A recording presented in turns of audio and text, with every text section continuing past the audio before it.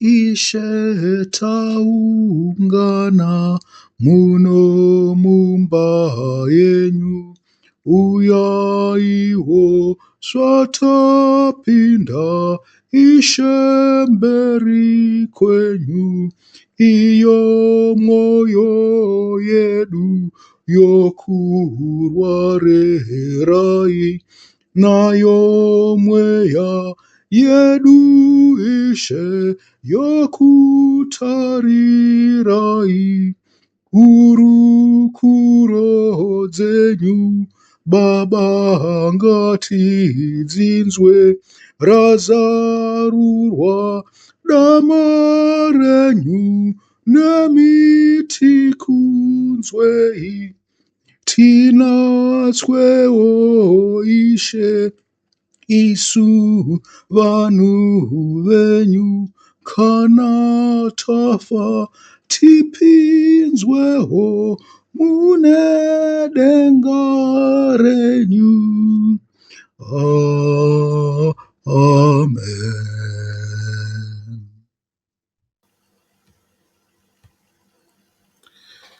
Pachipamwe hama dzangu vanodikanwa, nhasi uno tiri kuenderera pamberi nerubhabhatidzo rwaJohane, asi tati timbotsauka zvishoma timbobatawo pana Jesu naNikodhimo kana kuti Nicodemus, pana Johani wetatu, vhangeri yaJohani pamusoro paishe wedu Jesu Kristu. Tichiverenga tinonzwa zvichinzi, zvino kwakanga kuno mumwe murume weboka ravaFarisi ainzi Nikodhimasi, nhengo yedare ravaJudha raitonga. Iyi nhengo yedare iri ndo rainzi Sanhedrin. Akauya kuna Jesu usiku akati, Rabhi, tinoziva kuti muri mudzidzisi akabva kuna Mwari, nokuti hakuna munhu angagone kuita zviratidzo zvamunoita kana Mwari asinaye. Batisai ipapo pakanzi mudzidzisi akabva kuna Mwari.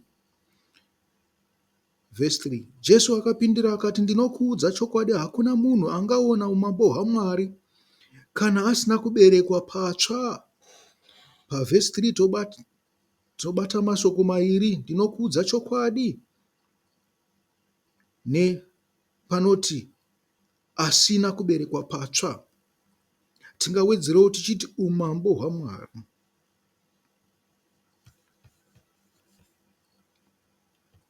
Pavhesi 4, Nikodhimasi akabvunza akati, munhu angaberekwa seiko iye ava mukuru?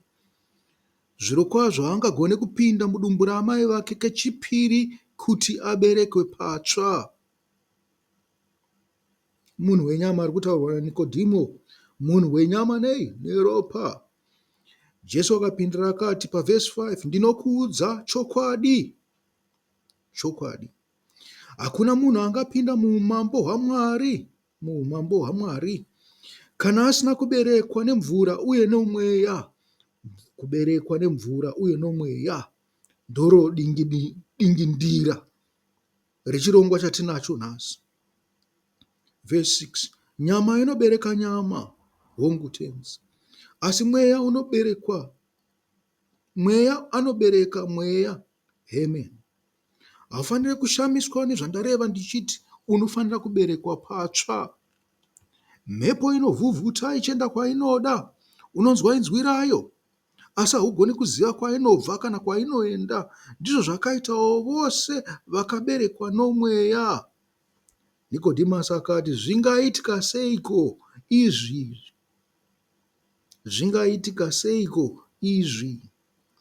Jesu akati, iwe uri mudzidzisi wavaIsraeri, asi haunzwisise zvinhu izvi. Amen. Ndo panoperera kuverengwa kweshoko redu. Mwari ngaropafadze shoko rake rose raverengwa. Amen. Rubhabhatidzo rwaJohani rwakanga rwuri rwemvura, rwakanga rwuri rwokuti vanhu vareurure zvivi zvavo, vatendeuke pazvivi zvavo, vabhabhatidzwe nemvura murwizi Jorodhani.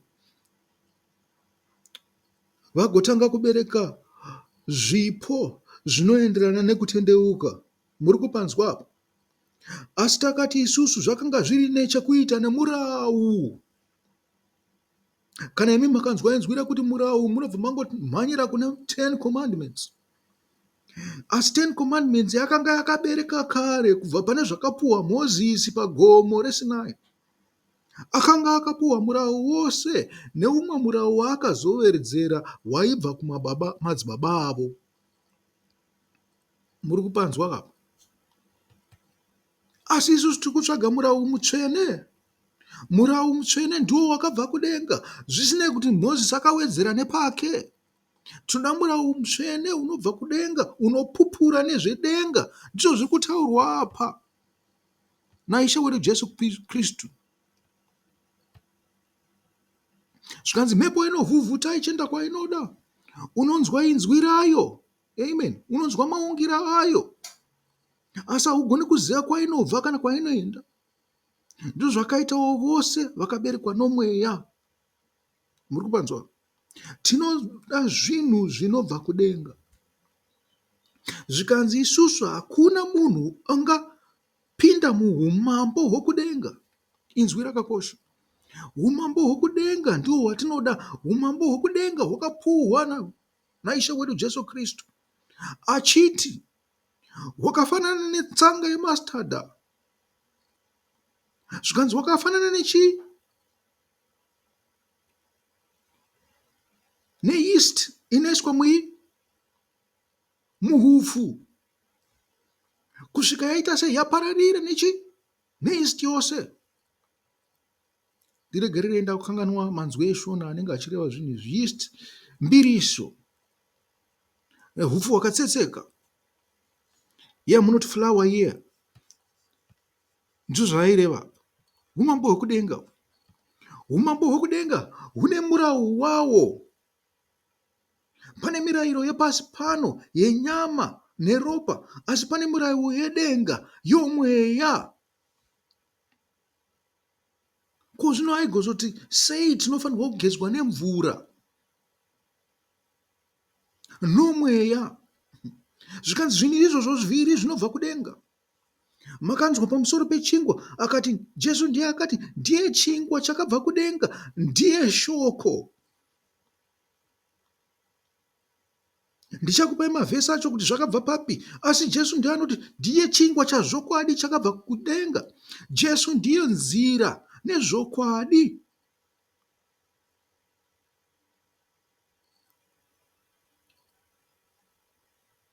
Neupenyu.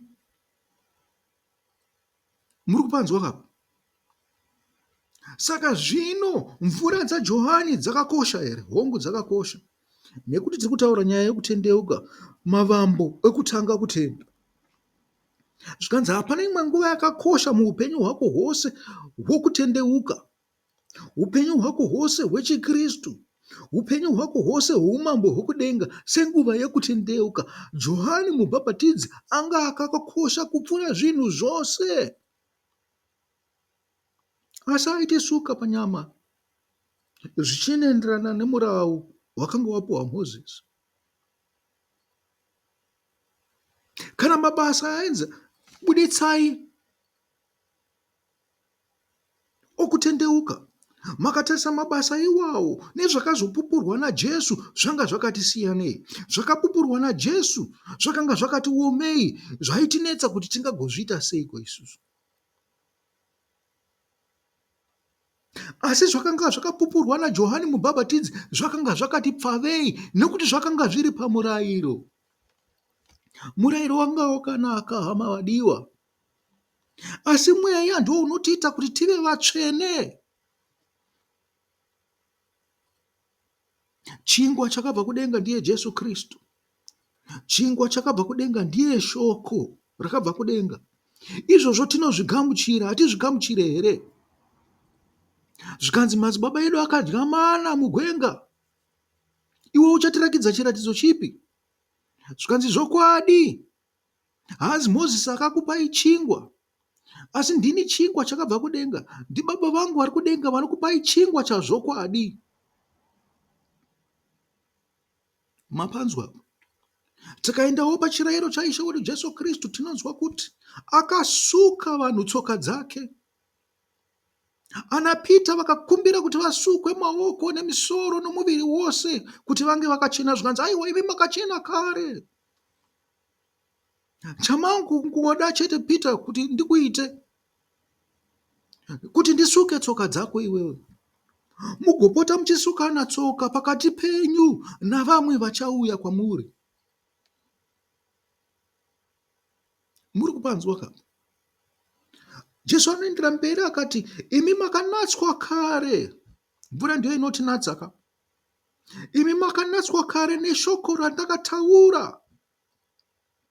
Ndiro shoko remvura riri kutaurwa naJesu Kristu pazuva ranhasi.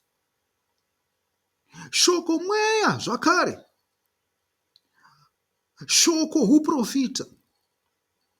Nekuti chamunoziva chemweya ndivo vaprofita venyu vamunavo muZimbabwe. Ndiwo mapostori anofamba pamweyazvo. Munonzwa dzimwe nguva mapostori achiti hatibate Bhaibheri. Asi ndinokutaurirai nhasi kuti Bhaibheri chiprofita chakakwana. Munhu unoziva Bhaibheri uno mweya mukati make. Bhaibheri ndio mweya. Kuti riri Bhaibheri bhuku, asi zvakanyorwa mukati macho wakazvinzwisisa, wakaramba uchizviverenga, Mwari akawedzera njere dzako, unopesera wa mumweya. Mumweya wokuita sei? Wokuprofita. Mumweya wokuita sei? Mweya wokutaura zvakanga zviripo kare, zvisina kana kumbonyorwa kana muBhaibheri racho iroro. Nokuti unenge uchipuhwa pamweya. Wakukwanisa kupredikta, wakukwanisa kuprofita,